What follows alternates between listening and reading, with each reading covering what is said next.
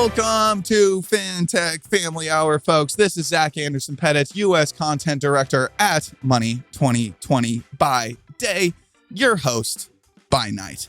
Fintech Family Hour is now on YouTube. Please go check it out, subscribe. Check it out, subscribe, do that everywhere. Follow, like, interact. We love it.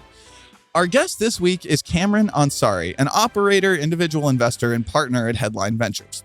We covered private markets, public markets, and so much more.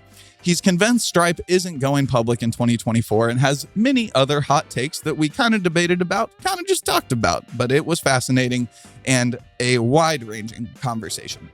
This episode is brought to you by Skipfy. Go to skipfy.com to learn more. Without further ado, here's Kamran. Kamran, hello, my friend. How are you? Hi, good. Good to have you here. So before we jump into topics, IPOs, the world of fintech, all this insanity, let's talk a little bit about your background. So creeping on your LinkedIn and all that is basically like making me very jealous of what your Carta account probably looks like.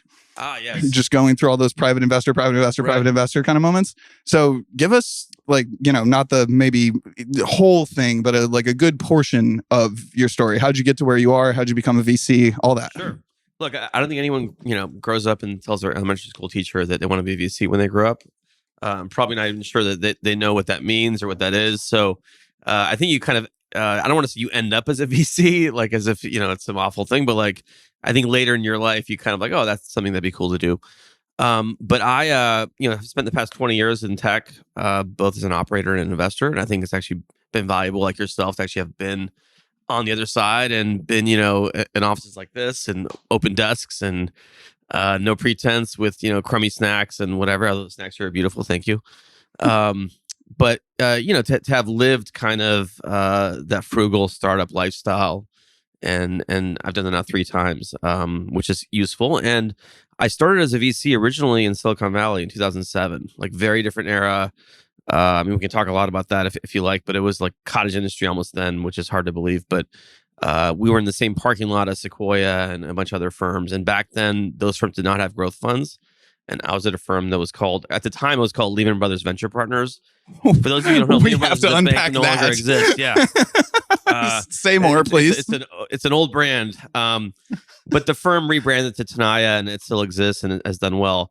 But did it rebrand in 2008? It did, yeah. Okay. Yes. All right, so I'm reading between the lines correctly here. Okay. All right. It was a rebrand. We swapped out Lehman and the LP stack for Harbor Vest and some other folks. I didn't even know they were in the venture. I mean, I guess at the end of the day, like everybody that's in that world is going to end up quasi in the venture world in some way. They'd been in the venture business for 10 plus years. So this was the funds I joined were Lehman Brothers Venture Partners Fund 4 and then Fund 5. So these were pretty advanced even at that point. Wow. And those were growth funds. They were like venture growth. So they were Series B and C. And this is the point I was going to get to, which is like back then, none of the venture firms had a growth side. So Sequoia would walk across the parking lot, literally, and be like, here are companies raising Series B. So this is how we got markups. This was happened like 2006, 2007. Yeah, it was old school. Walk across the parking lot, 3000 Sand Hill, and the partner would tell the partner I was working with, here are Series A companies raising Series B and C.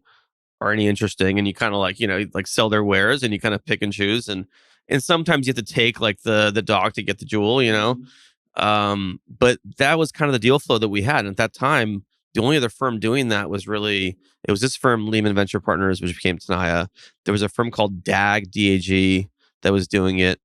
There was a firm, Granite Global Ventures, which became GGV, that was kind of doing it. But eventually all those firms like Sequoia, Excel, began their own growth funds. So they no longer had to rely on other firms to do the B's and C's. But that was the business back then. So that's how we started. Spent a couple years there doing that. And then joined one of the companies that we tried to invest in called My Yearbook. It was a social network for teenagers. I was going to say, I feel like I just have a hunch as to what direction this might be going. Yeah. Well, and then My Yearbook was kind of like a Facebook for high schools. That business we ended up selling and taking public in a transaction at the end of 2011. And that's when I joined Graycroft in New York. So I was at Graycroft in one form or another for better part of 10 plus years. And did a lot of our early fintech work. Back then, it wasn't even called fintech. I think it was called just payments or whatever. So, first day in the door, I ended up kind of taking over the Venmo deal, which we had done as kind of a seed at that point, and became the board observer there. What did taking over the Venmo deal at that? Because Venmo's had a storied and like bonkers history, right? Yeah. Like at one point it was like a frat house, and then it became like a, you know, buttoned up, and then it was a frat house, and then it was buttoned up, and then it's back and forth, and it's all over the place, and like how do we get to where we are, kind of thing. I was there in the frat house days, so this was you know, it wasn't quite a frat house, but it was what I was hoping for. It was a really kind of pretty, I don't know, you know, to be I would say junky office, but like very just bare bones, like wood floors. Mm-hmm. The boardroom was just like literally like it felt like plywood, and it was like an unfinished room. Bezos would have been proud, basically, is what you're saying. He liked that. But we were in the third and fourth floors, and I think the second floor was literally a you know, to use a generous term, a massage parlor. If that's a generous term, then I don't want to know the other term. Yeah, you don't know the other term, exactly. So it was that kind of a place. You know, the office, you know, the rent was cheap. So that's how they found product market fit, was that was the massage parlor the whole time. Yeah. It all makes sense now. That's when you mark on the Venmo, you go private. You don't want to post. Yeah, that that's on when they your feed. invented the private feature. Yeah. Was they went to the second floor. Anyway, keep going. that was the spot. So you know that meaning like we had done the deal, but at that time it was a very small company. Like how small at that point? 20-ish employees, and the user base was very small. We're talking like 50,000 MAU kind of thing. And were you like coming in as a quasi, because I don't even know if I can call you an adult at this point, but like quasi adult to try and like, or were you helping them figure out MTLs? Like what were we doing? So they had hired at that point, the two founders, Andrew and Ikram, were there, and then they hired Mike Vaughn to come in and kind of be, you know, he was really the adult, and he was doing the MTL. So he was the one, every board meeting would go through like, here are the states, state by state, here's where we have the license, here's where we're at in that process. Ikram and Andrew are much more in like product and tech and growth. And then they had, you know, a handful of other people, really talented, awesome engineering team. And I actually have a photo from one of the board meetings we had there. We went to the roof afterwards and then like a team photo. And you look at that photo and like all those guys have gone on to do great things at other fintechs. I mean, it seems like there's a lot of overlap with that, right? Like we always talk about the PayPal mafia, but you could probably say the same of the Venmo mafia. You could say the same of, I mean, so on and so forth. It seems like the serial entrepreneur, or I learned a thing, holy shit, this industry's wildly broken, I'm going to go double down on trying to make it slightly less broken in a different way, seems right. I mean, it's kind of hard not to. It's such an infuriating industry that it's a natural tendency to want to go fix shit if you have anything inside of you that's entrepreneurial, I guess. And that team was super entrepreneurial, and it was very heavy engineering oriented. Both Andrew Cortina and Ikram were engineers. The business had started actually inside of, or had affiliations with, this other company that was doing, I think it was called I'm in Like With You or something. It was like a dating thing that had some overlap, I think, with the old OMG Pop and like Gaming World and Dan Porter and that universe. So they were like engineers there. Terrible name. Yeah. and then they had, and if I recall correctly, the Venmo idea originally came around because they were at like a bar or restaurant and they wanted to buy or pay for like a vending machine, like a jukebox. So it was like had a music angle to like paying for songs, effectively. I did not know that. Yeah. So you know, and Ikram can correct me if I'm wrong, but I think that's where the original. We'll wait for we'll wait for the fact check, but I like it. Yeah. Anyways, so at that time, super small company, 20-25 people, definitely less than 100,000 users. And it was unclear if it was going to be a hit or not. I mean, it was just like the product's great, team's great, but like it had not caught on in a viral way outside of just like small pools of people. And but that was great to like kind of dig in with those guys. And then I ended up doing a bunch of other deals there, mostly in fintech and e-com. We ended up selling Venmo to Braintree. There was an opportunity at that point to come back into Braintree as a separate deal, which I did, and then went from there. So did a lot of fintech and e-com there. Did the seed deal in Bread Finance, did Asimo, Recurly, and then it just keeps going. Stuff. I mean, like the list is just, like once you do a few, then activity begets activity. Yeah. So when like Venmo is an example, or any of the others, how much, and I guess, every VC will have a certain answer to this in a certain direction, but how much are you spending time inside of the company, right? Working with the founders, working with the executive team, whatever it is, and how much are you, writing a check, observing during board meetings, and, having a large portfolio? So, I mean, it's evolved over time. Tell me like how that's changed. Yeah, I mean, when I was kind of full time at Greycroft, I had let's say 5 or 10 portfolio companies I was responsible for. Originally, when I started, it was really just Venmo and a few others, so I had a lot more bandwidth. And with Venmo in particular, at that time, they actually did need a lot of kind of help. So I was there with them working on. At that time, we were talking about like App Store ranking and how to get the app like further.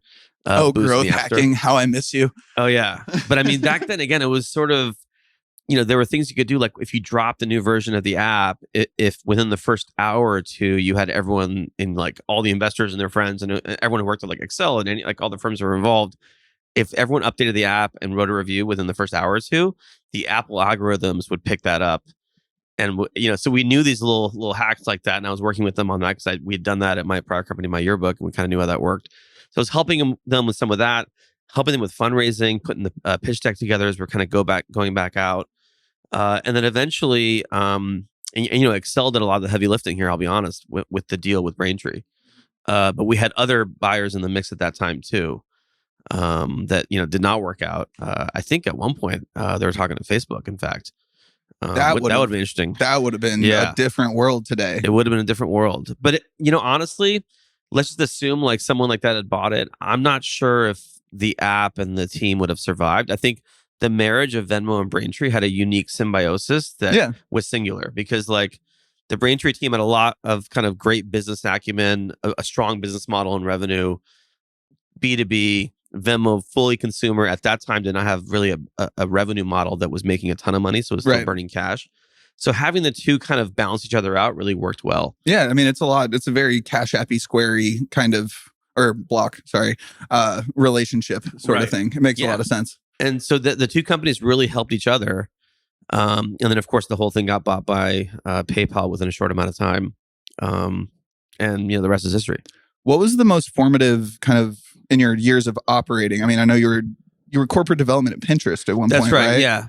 That was probably a very interesting gig. That was the most intense thing I think I've ever done, venture or otherwise. I think the most intense. How long were you there for? How long was that? I was there for a few years. So I joined at the end of 2014 and I left in 2017 and was still kind of advising them until 2018. But it was hyper intense, involved a ton of travel. I was based in New York, going to SF all the time. Yeah. And we were really active during that period. And it was the period of hyper growth for the company where it was like, when I joined, it's a couple hundred people, one building. We still have like all hands on Fridays.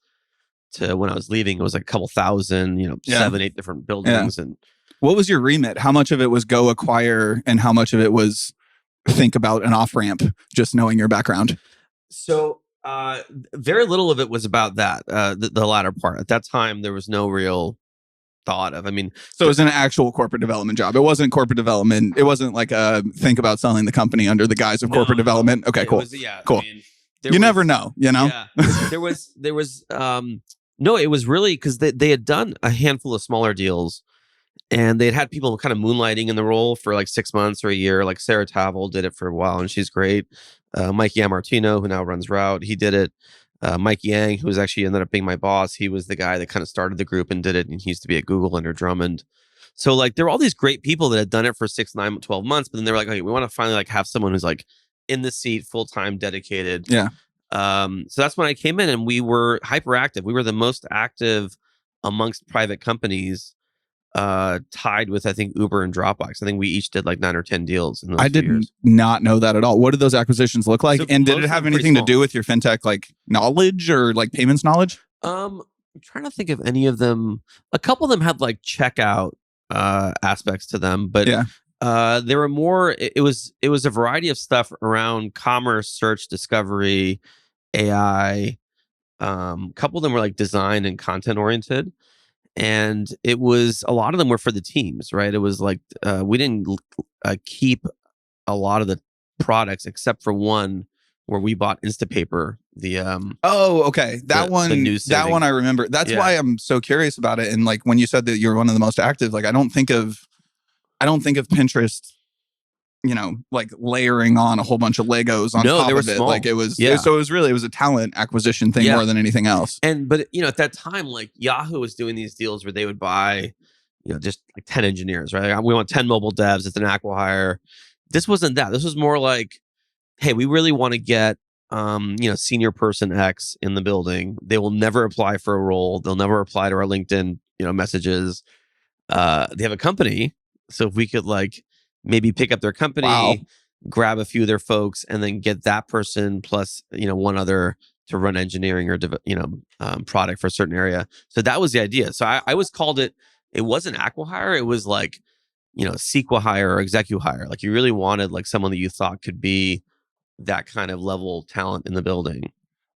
Well, I guess my brain goes a couple directions with that one. One, how did that shift your thinking, or did it shift your thinking about like the importance of people and the intensity of like a recruiting system or something like that? I mean, it seems like that makes so much sense, but I actually have never heard of that as a strategy. And that was a big part of our strategy was just like, and Ben, the CEO, would come to me. He did come to me at one point and ask, hopefully he won't be upset about this, but he was like, I think every company in the Valley wanted him. Brett Taylor, right? Like, what do you think it would take to get Brett Taylor? And Brett Taylor was running Quip at the time. And I told Ben, I was like, look, actually, for the audience, will you explain who Brett Taylor is? Brett Taylor is realizing like that singular, there's some inside baseball here happening. We should probably define. I think he was the CTO at Facebook. Yeah. And I think even then he had come into Facebook, I believe, through a company he'd founded and they had bought. So he's running quite a strategy. Yeah, he's like, I'm not taking your salary. I'm starting a company. You buy my equity and then give me a salary. He's an entrepreneur at heart, right? Yeah. I mean, that's what makes him singular is because, what we wanted to do, and I think what Facebook and others want to do is, as you get bigger, you can get stale. And so you always want to refresh that entrepreneurial DNA. Yeah. And bring people in who are frugal, scrappy, move fast. They don't have this kind of like, let's put together 10 slide decks before I do anything. And those are founders. Mm-hmm. So you want to bring those great founders into the building continuously to like push the rest of the org. And he's singular. And so he had sold, I think the company was like FriendFeed or something to Facebook. He was CTO there. And then he left to start Quip, which was the like, kind of like a Google Docs type, Notion type app. And, everyone knew kind of he was probably the most kind of coveted person that you could possibly get in the Valley. And I told Ben, I was like, look, I think it's going to be really tough. Like, I think you'd have to probably, and I threw some number out there that I thought was like wildly exorbitant. And Ben would, be like, oh my God. And he was kind of like, he sort of nodded. I mean, Ben's a very thoughtful person. And he was like, okay. We kind of dropped it. And then literally, I think before we had a chance to even have like the next conversation about it, the next like week or two, Salesforce bought them for wow. Okay. I think 900 million or something. Mm-hmm. What was the number? Do you remember the number you threw to Ben? The number I estimated to Ben was something like a third to a half of what Salesforce ended up buying it for. Wow. Okay. So I was off, but I wasn't like wildly off, but still I was off by a lot. I mean, in the Valley, that's just like squint, and it's basically, But so then I think it was like 850, 900. And then of course, Brett then became a major part of their org for the next 4 or 5 years, eventually becoming, I think, like co-CEO or co-COO of the business. I didn't know he really moved to the business side that much. Oh yeah, I knew he was really high up. I think he was running Slack for a time, and then he was like the co-CEO, and then I think he just left in the last year. And he's doing something else, I believe. But so he, that kind of a person, he's obviously the epitome of it. But there are many others like that. I mean, one of the companies we bought was Highlight, run by Paul Davison, who ended up starting Clubhouse afterwards. But to get him in the building, like he was such a unique talent, and we wanted to get him in the door and have him work on stuff for Pinterest. How much of that like unique talent comes from the lore of them, and how much of it comes from the actual them in your experience? So you have to see the actual them in practice, right? Yeah. Like in action, to be like, okay, yeah, that guy's really good. It seems like it would be not it would be difficult, and it would be very difficult, but in the ways that we make 20 million or more in the world, like the idea of building up your lore, like this seems like a strategy for the right kind of grifter. So for the right kind of grifter, if you want to just be one of these people who like, but for the people that are legitimate, and Paul is extraordinary, and there were others like him in the building. I think what set them apart, and you would see it right away when they came in, was it's a combination of things. One is, if they've been in the space for a while, they have a following. And so they're like a recruiting magnet. Like people follow them on Twitter. People follow them on, back then it wasn't Discord. It was more like, what's the place where you keep your like code repositories? GitHub? GitHub, yeah. It's like, oh yeah, he's got like 10,000 GitHub followers. Yeah, I guess the existence of GitHub kind of answers my question, I suppose. Yeah. Okay. It's like a Twitter for coders, right? Yeah. It's like people have tons of followers. So those kinds of folks, you could just like, because again, the hardest thing to do in these companies oftentimes is recruiting, especially for like really like 10x engineers and PMs. Right. And these people were magnets for those because they had worked with those people. They were in those networks. So that's one, is they're awesome at recruiting. Two is they were great at just ideation. Like Paul had so many ideas for the product that were, I think, really terrific. They could present really well. Like Paul could get up in front of a room and tell you like, I think the best people that I've seen in the tech business are ones who are technical and know how that works, but can also communicate it. Yeah, speak some version of English. Yeah, translate. That combination is rare, right? Yeah. And then he was a really inspiring, good manager. Like he was someone that people wanted to work with and for, and like having the combination of all that stuff is pretty rare. Yeah, that's a true unicorn of a human. That's wildly rare. Yeah. So I think that's why those are the folks we were kind of targeting. So how long were you there again? So it was a few years, like I said, from like kind of end of 14 to 17 or so. When did the IPO? The IPO was April of 2019.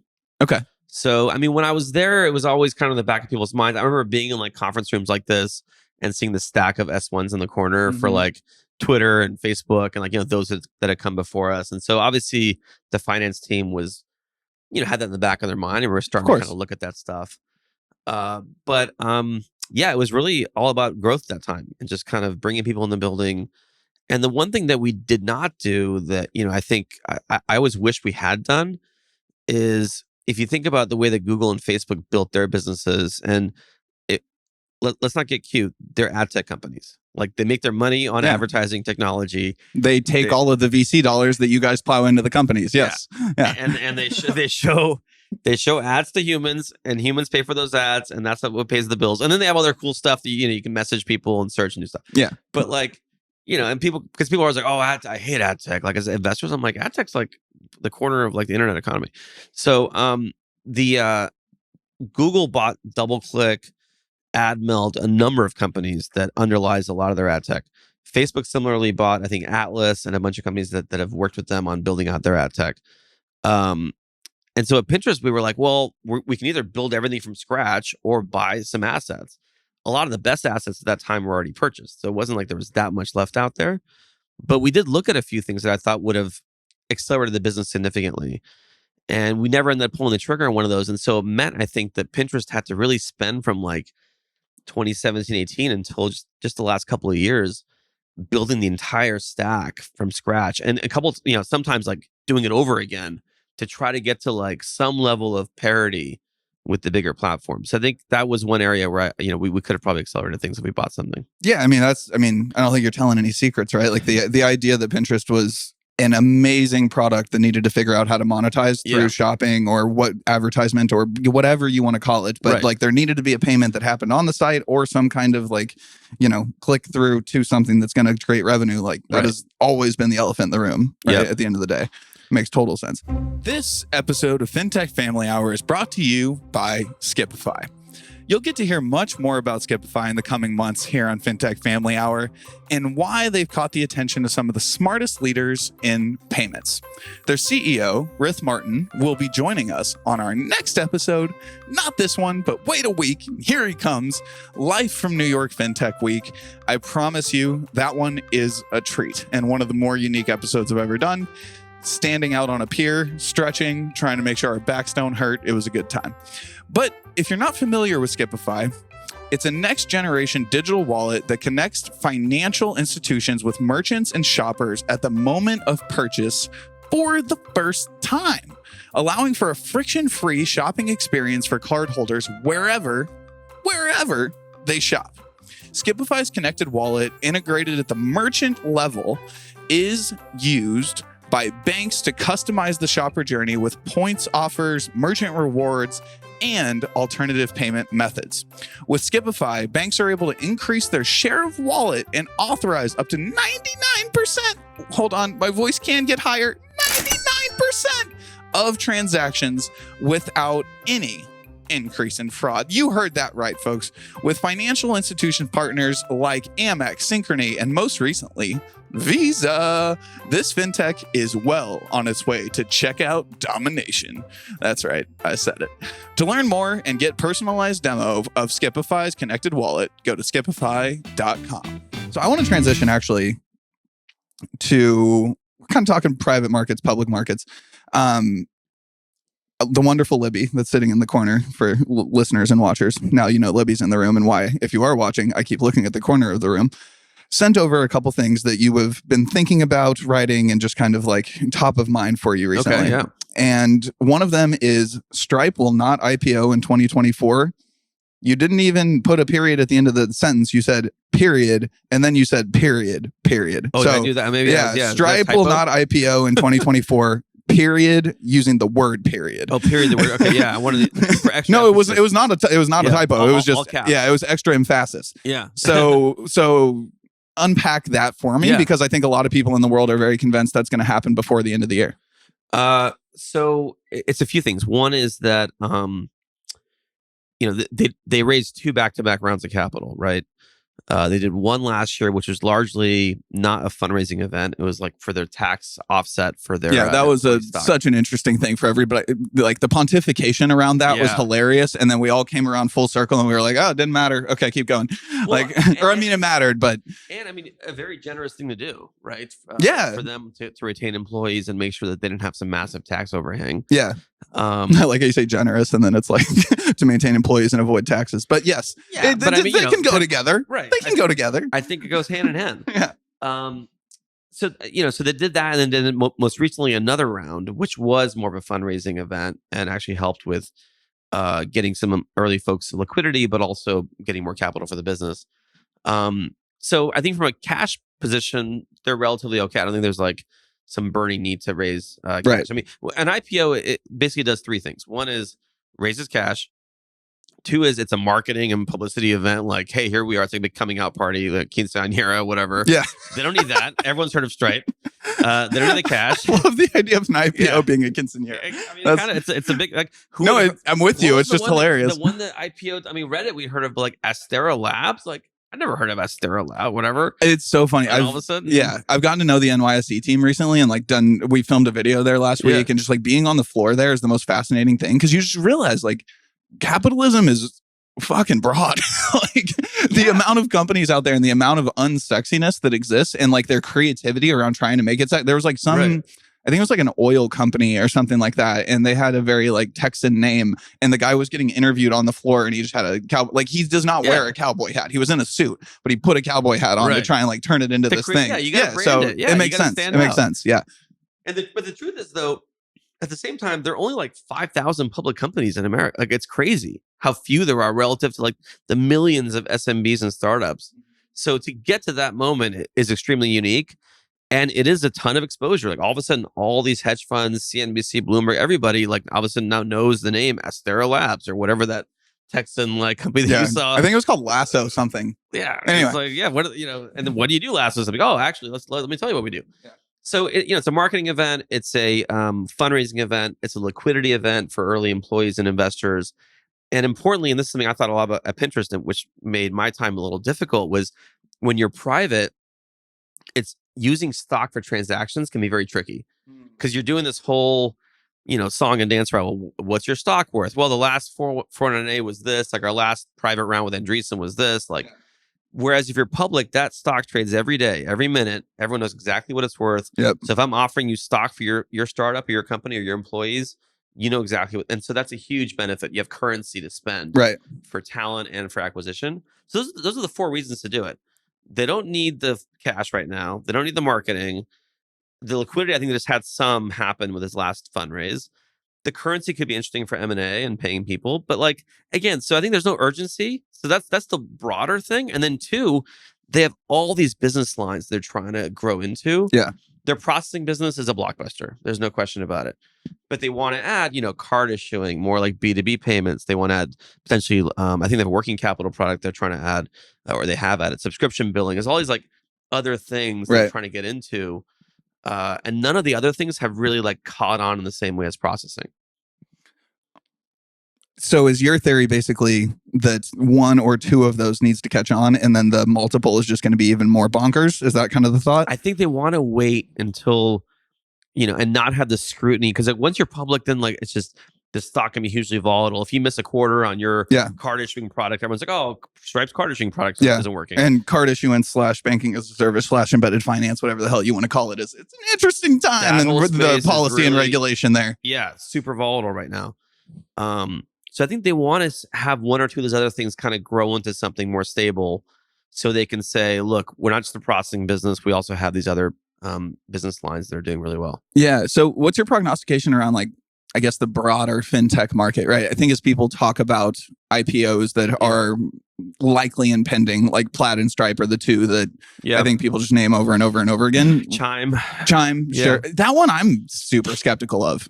What do you think is, well, let's go to the first question of what do you think of the broader thing, and then let's get into Chime, because as interchange shifts and a lot of other things happen, I'm so curious how the hell that's going to go. Yeah.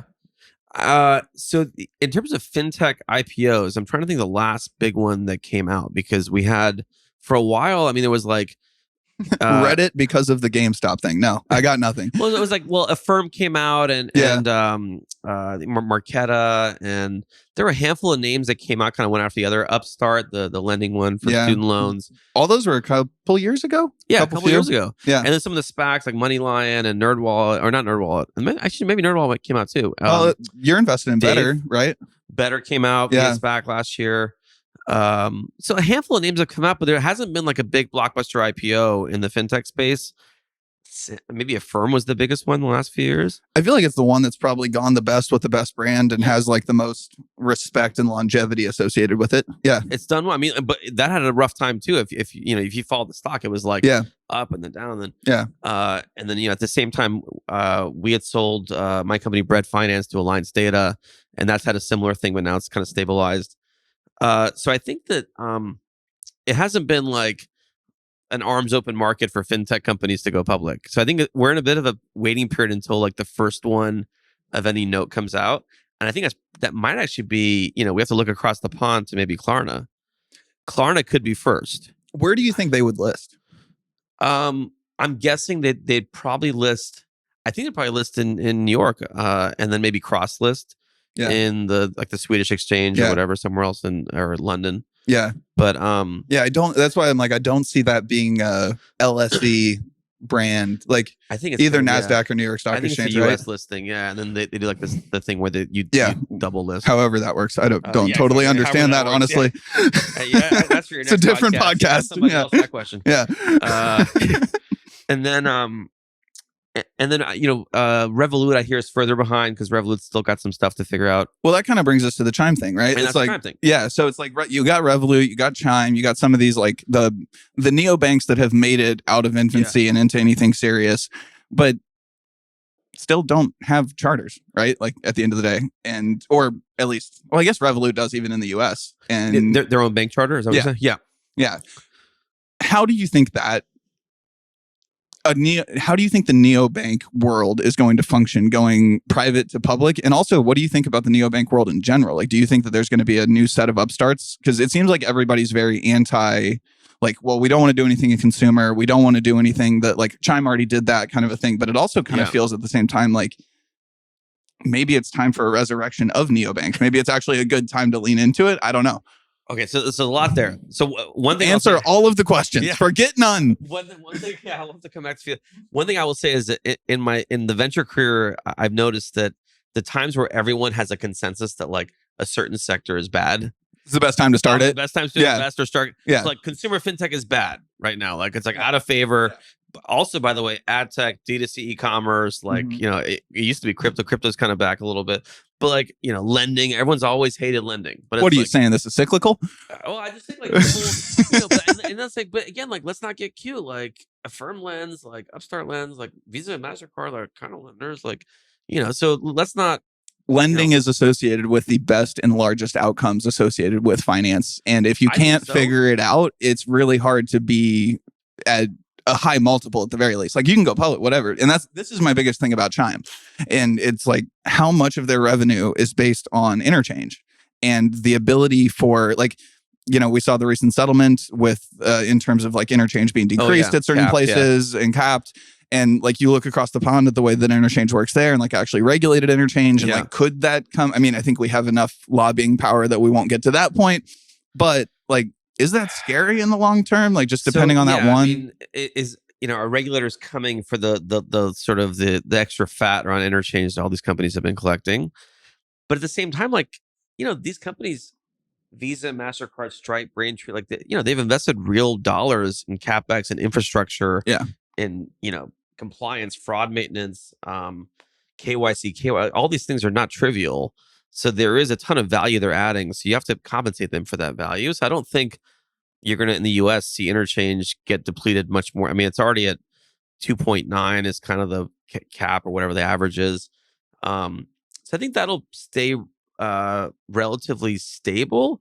What is happening is the merchants passing that on to the consumer. I've seen that happening more and more, where it's like transparency. Hey, if you pay with a card, I'm going to tack on a 3% fee, which was not happening, a few years ago.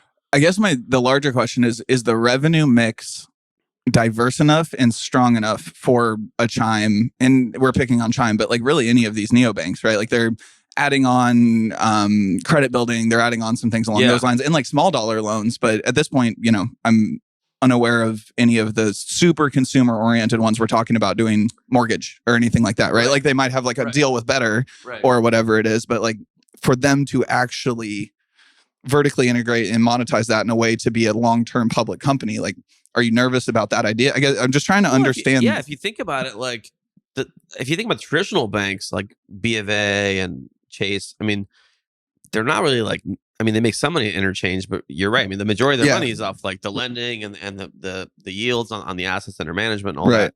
So it's an AUM play. And the neobanks don't have that. So it's a lot of I mean, they have some of that, but really it's about these other fees, convenience fees, annual fee, if they have overdraft fees, which all of them don't because that's been like their thing. That's the thing is like they've gotten rid of all of like the classical fees around the periphery. Yeah. And if they bring them back, they feel like a payday lender. They feel like a, or that's an extreme, but like it doesn't jive with the audience they have. And the flightiness of that kind of consumer, I think would be a lot higher than the flightiness of a consumer at JPM. Well, so back to the issue at hand, like the only neobank ever that has had a meaningful exit was Bank Simple in like 2011. To the OGs. Yeah. Back to the OGs. For $187 million or something to BBVA. But since then, if you can name a neobank in the US or Europe that has had a meaningful exit, I'd love to hear it. And you just said $180 million, and think about the amount of fucking venture dollars that have been plowed into B2C. Like that is so, the most everyone's waiting to see, like, because if Chime comes out, then you start to validate the model a little bit. Monzo raised a huge round recently, which I was, I don't want to say surprised, but like I was like, oh, okay. Again, like I just have issues with all of them because like, and then you get into Monzo's great. And I like the company a lot, but you think about the total addressable market in terms of their current geographic mix. Yeah, it's like it's not huge. They're in Europe only, and they're not even in every part of Europe. I don't think like that's hard to do. Mostly the UK, and then they've expanded through different portions. I think they're in Germany, whatever. But like Revolut has a bigger footprint. Monzo's probably a better business, but they all have like these struggles around the periphery. And I also wonder, like, so much of consumer neobanking was built around the idea of like improving a consumer's life. Right. And I'm so curious if we're going to lose that North Star as we move closer and closer and closer to IPO. I mean, let's not kid around. The incumbents have caught up. Like my Citibank app is like pretty good. Yeah. Like it's not like, oh my God, my Citibank app is terrible. Like I'm missing all these features. Like, no, it's pretty much got most. So now you're really talking about like audience, right? Like Chime is for an audience that maybe doesn't want to have a Citibank app or a JP app. They want to, it's their first account. Maybe they're younger. They don't meet the minimums to create like a checking account somewhere else or whatever. So that's totally valid and a great thing. And so I think at a certain point, the company gets valued on the stickiness of the user base, because if you assume they can retain the users and not churn them, you can continue to monetize a banking relationship over many years with additional products, upsells, fees for different things. As people go through events in their life, they're buying a home, they're having a baby, they're doing a wedding. Like those are the moments you want to be with them, to offer a credit card product or whatever. Like, so I think that can be the real value. And Chime's done a great job, I think, of attracting, millions of accounts. And seemingly keeping them. I think we all have questions about what a active account definition is and this and that and the other, but it seems like they've done a really good job of not churning a crazy amount or anything. And then the B2B neobanks, that's also super interesting because that's a whole different ball game. But Mercury obviously really came out hot last year with the SVB stuff and took a bunch of accounts and has grown tremendously well. But you also have Row here in New York and Relay, which is based in Canada, but has mostly U.S. clients. Novo, a handful of others. Right. And then you have Brex and Ramp, which are kind of like B2B banking-ish, but more around really spend management and card. Yeah. So they're kind of their own like unique animal as well. It's going to be interesting to see how it develops. I think Chime and Klarna come out first. I think both those companies probably list in the next 6 months is my guess. With some of the numbers I've seen coming out of Klarna, I feel like that if they come out first, that could be a really, really, really good thing for the industry. It seems like. Yeah. And like, I'm more nervous about the idea of Chime coming out first a little bit. I mean, Chime is a wild card. Anything could happen. It could, catch fire. It could also get crushed, like the way that, Dave and some of these other, consumer neobanks have happened. So I've had Vishal. I was blanking on his name for a minute, but I've had Vishal on the podcast a couple times from Better. Yeah. And we've always had a interesting time, him and I. What did you think of that SPAC? And like, what do you kind of think about the future of Better? So I think Vishal is, again, he's singular. No one has ever not paused after that, by the way. Well, I think Vishal is... what hasn't been said already? I mean, I really like him, and I think he's aggressive. He doesn't mince words.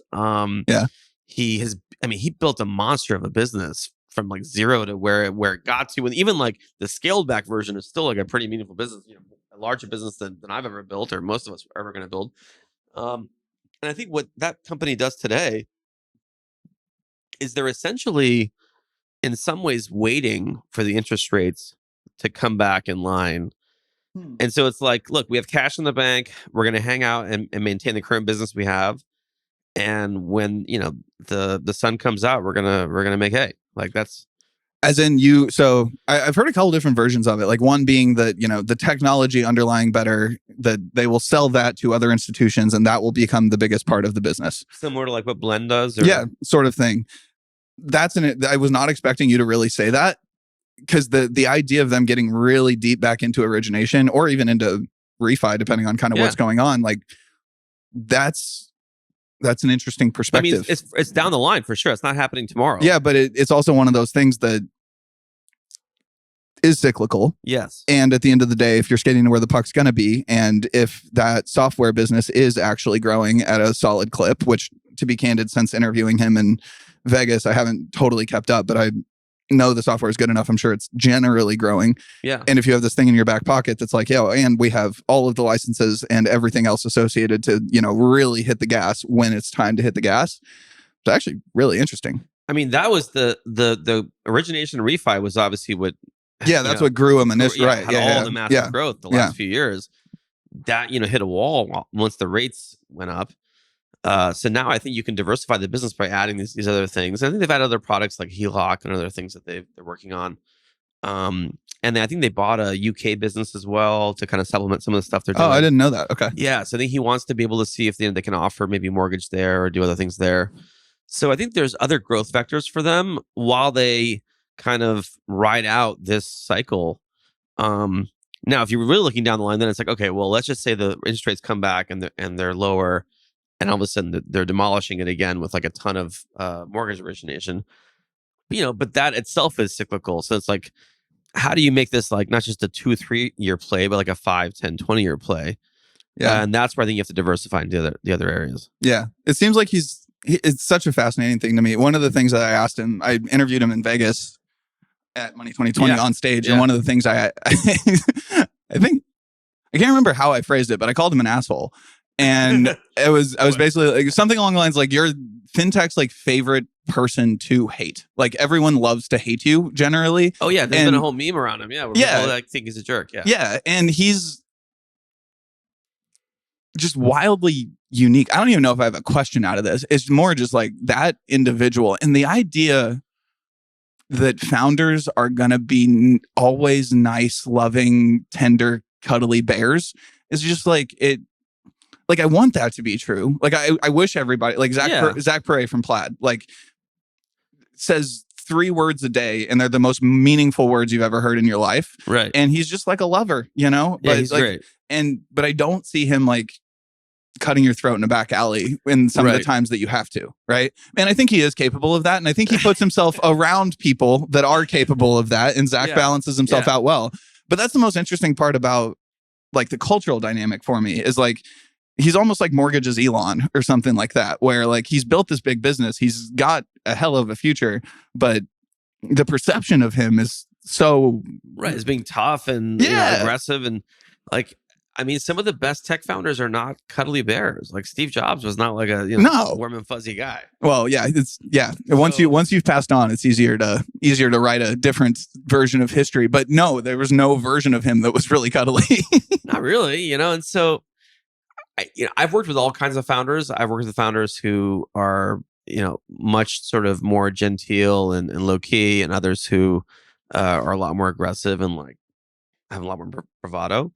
I think there's a place for each of them. Yeah. It depends on the company and the culture, and if it jives with the company and the people they've hired, and those people are still motivated to work for like even someone who's aggressive and someone who's like super quiet.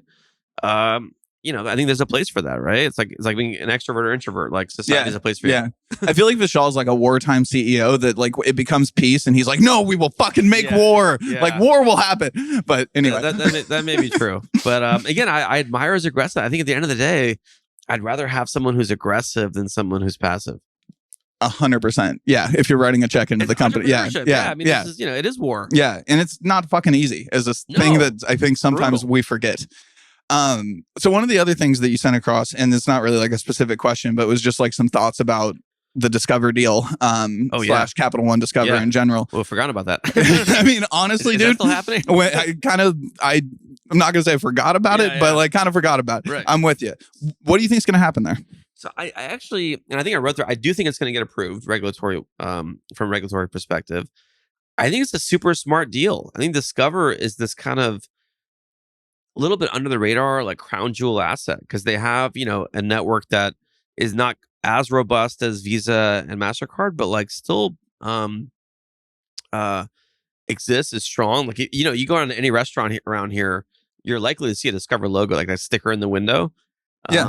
It's kind of legacy. It's just been there and no one's really done much with it. Right. Like, so that's, and so if you combine that with Capital One's sales, marketing, customer acquisition, merchant acquisition, like their heft that they have, and culture, I would think. Yeah, and culture. If you can pull any of it together, because Capital One's, itself is a very kind of aggressive, entrepreneurial, marketing-oriented place, and that they're hyper growth oriented, and so I think it can help kind of Discover kind of wake up a little bit, because then Discover's been a little sleepy. There's also this really hidden jewel asset people forget with Discover, which is Diners Club. So Diners Club card was kind of like this prestige brand, back in the day. Yeah, how long that was? When was that? Early 2000s that was like? When was the heyday? 90s? I think Diners Club was like 80s and 90s. 80s and 90s. It was kind of sunset in the US, but my understanding is internationally you can still use Diners Club cards. I did not know that. I believe in some, but I think that it may not be Discover. I mean, it's like licensed it out to other folks, but I have to double check that. But I know they've had an ambition to relaunch Diners Club in the US, which I think is a big opportunity to create kind of a prestige. That's super brand. Interesting. Yeah, and almost like compete with Amex kind of vibe. Compete with Amex as like a more affluent lifestyle, going out like glamour, restaurants, and going out to shows and concerts and travel, and having all the rewards and stuff. And I think Diners Club used to have like a booklet with like all their prestige restaurants and ratings and stuff. So I think that's a big opportunity for them too, to bring that brand back. That's fast. That's almost like a Michelin star kind of play, like totally. the tire company getting into food kind of thing. That's fascinating. Yeah, and it's obviously a major spend category for credit cards. So it's I think Discover's got a lot there, and then the reason why I think it probably is not going to get blocked is because it actually creates a formidable competitor to Visa and MasterCard by giving Discover more heft, as opposed to like always being this kind of like smaller third or fourth player behind those two and Amex. Yeah, you would think that it would disrupt the duopoly in a like pretty significant way. A new kind of potential like sheriff in town who's got a little more like deeper pockets. And the vertical integration associated with like what a Capital One already has and had like layering in that infrastructure there makes it a very, very interesting and confusing competitor for Visa and MasterCard in so many ways. Yeah, because it's going to have the bank, which Visa and MasterCard don't have. Right. And the customer acquisition function and the this and the everything that goes along with it. Like it's a business, not a infrastructure. It's going to be a really unique. I think people were saying that it's kind of like it'll be a hybrid between like what Visa and MasterCard have and what JP Morgan has, and it's kind of it'll be a unique entity, and I think it will be hopefully a force for good. Yeah, I mean, so the force for good thing is really interesting, right? Because like the anger of like an Elizabeth Warren or whoever about this, and like the idea of you're just going to make you're combining two financial giants, and it's just going to be even stronger, and then too big to fail becomes even more too big to fail, and like I find that to be my politics has gotten very interesting as I've gotten older and I've gotten more into finance because I grew up very much like all the way left, like full on, like not even an idea of conservatism when it comes to, just even finance, like none of it. And now getting into the industry, understanding everything that comes along with it, you listen to Elizabeth Warren say something like that and you're like, well, but do you understand the dynamic of who they're competing against? And actually this could be a positive thing for a consumer and a merchant and everyone. This could be really good. Have you thought about that? Or are you just mad about finance? Or are you just mad about like, it's like a one size fits all where it's like, two companies that are medium sized creating one mega company is a bad thing. Like that's like a meme. Well, but you have to look at the circumstances, the facts, like the underlying economics of like this industry. And what's happened with like, if you're going to do something in that realm and block that, like, look at what's happened. I mean, this is totally separate, but look at what happened with JPM post COVID or during COVID, like, and then with SVB and like JPM is, in my opinion, separating themselves from that pack in a pretty wild way. Yeah. Like it's just JPM, but it's turning into like a Visa and MasterCard running away from Discover. It feels like you said, like the Citi app is great. Citi's doing awesome, but I think throughout most of my experience in fintech, we've always said JPM and Citi. Right. And then we kind of like talk about B of A, we talk about the others, but we say JPM and Citi for the most part. Right. And it seems like JPM has run way faster recently there. Yeah. And the idea that isn't a risk for society, but the idea of combining Discover and Capital One is, I don't know. I mean, I run an event. Like in Canada, there's only 5 banks apparently. Right. And they own like 99% of the market. And the same's true in LATAM. I mean, not 5, but that's like the number of, it's now that Money 2020 is expanding into Asia and like, so I'm getting a much more holistic worldview of this whole thing. And you realize like, we're just weird as shit. Like the idea that we have 5,000 banks, the idea that we have, or 4,000, whatever. It's very strange. It's wildly out of the ordinary, and it's hyper regulated. And we're issuing no new charters. You have to like buy an existing charter in order to make it. It's like it's hyper like constrained, and yet it's like you have all these kind of they're ghost banks, but like all these banks that have charters but aren't really like very active. Yeah. I mean, the chartering system in general is just, there needs to be some cleanup there. Yeah, but it's just like, how do you, I don't envy the job of whoever it is that has to clean that up. Or I mean, and would it be harmful to, let's say like each year allow for like 10, 50 new charters, like whatever it is? I mean, I think they're chartering new de novos. It's just not many of them, right? Is that how Lead did it? Did they? No, Lead was existing. It was like family run bank owned by the Rowland family, and then they bought it. And then Jackie and a list of very impressive individuals came in and did that in my backyard, which is so weird. Yeah, they're in KC. It's so freaking bizarre that like maybe the most interesting and exciting, from my perspective, community bank in the United States is there, and like 3 or 4 sponsor banks. It's an interesting little city in its own way when it comes to that. It's up and coming. Super Bowls help, but yeah, and then so Leads, and then Column, the one that so Column was another one that was bought. Pretty much all of the like tech first. Well, that's what I call them, is tech first attempts at banks at the very least. Grasshopper was. I think Grasshopper was de novo. That might have been one of the only ones. Grasshopper was de novo. What's the other one that's run by Colin Walsh? Vero. Vero was de novo too. They did that whole charter. But then you go to that conversation and you're like, was that even a good idea? Like, looking at the way that Vero's grown or not, and the amount of money and compliance burden that they've taken on through that charter, like, it's fucking hard to, like, when I was at MBKC, a community bank in Kansas City, before I like got into the tech world, or I guess Bond was, anyway, whatever. We won't go into that. Longtime listeners know what that sigh was. Where was I going with this? NBKC. So it was.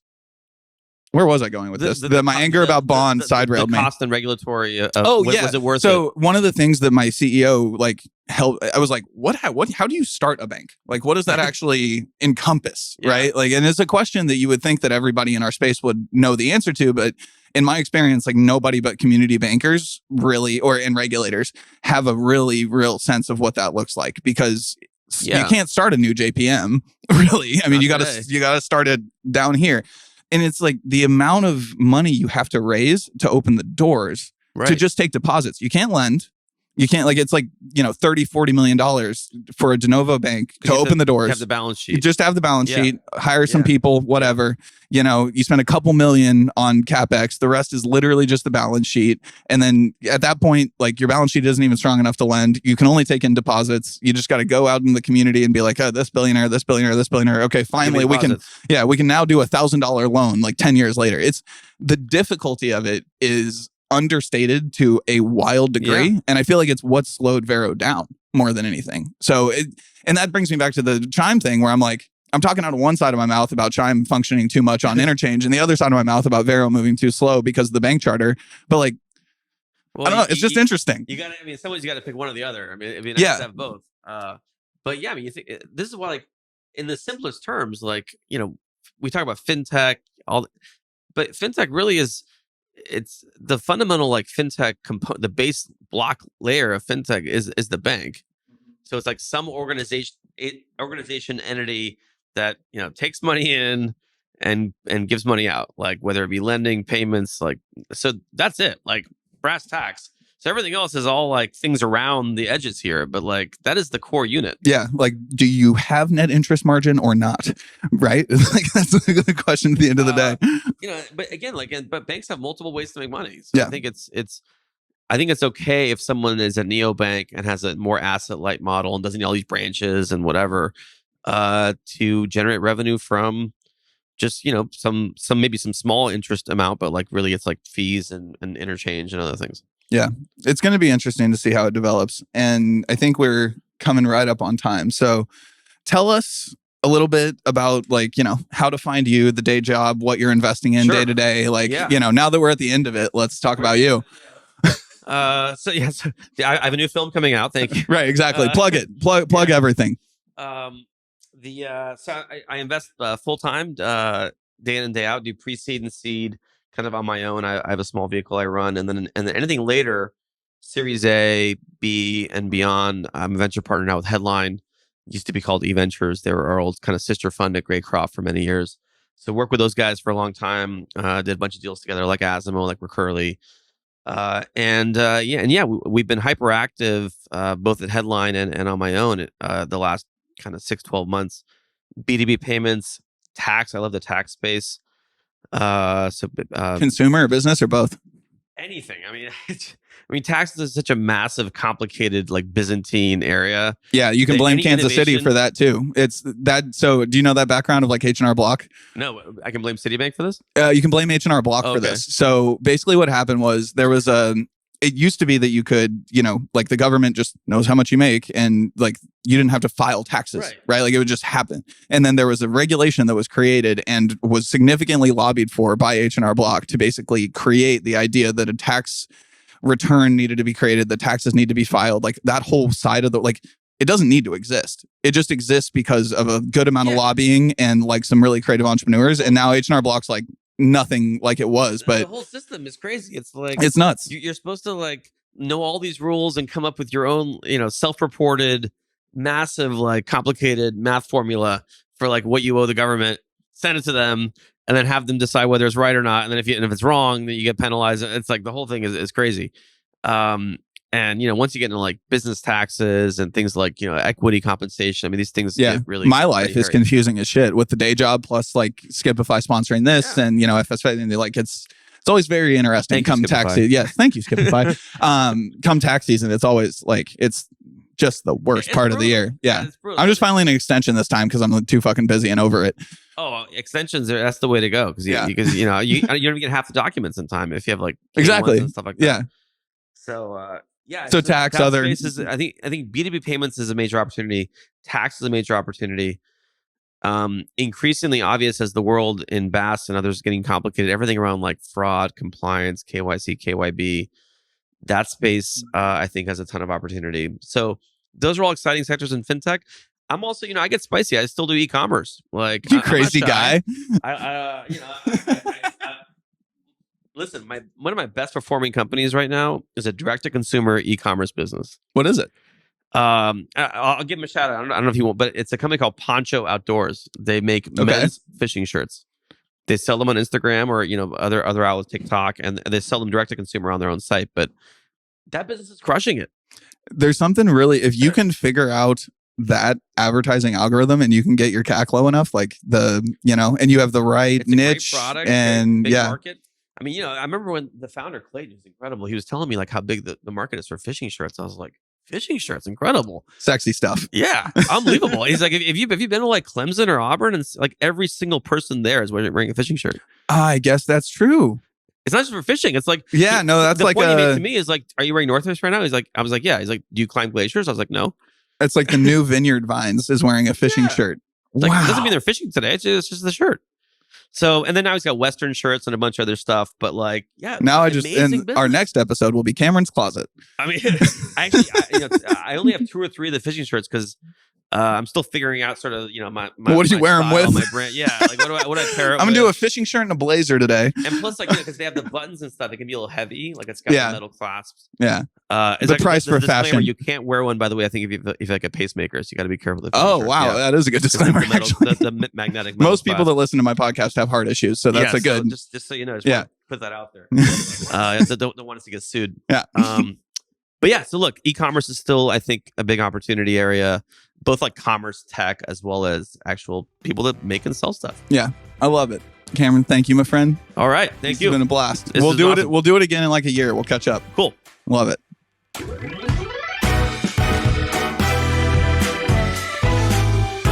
Hey, thanks for listening. If you're still listening, you're probably reaching for your phone to pick your next podcast or switch to music or just call it a day because you can't believe how much valuable information you just took in. But before you pick that next thing, don't forget to rate, review, subscribe, tell your friends, and all that jazz. Generally scream from the rafters about how much you love Fintech Family Hour. Thank you again to our sponsor, FS Vector. And until next time, stay healthy, keep your head high, your costs low, and I love you all.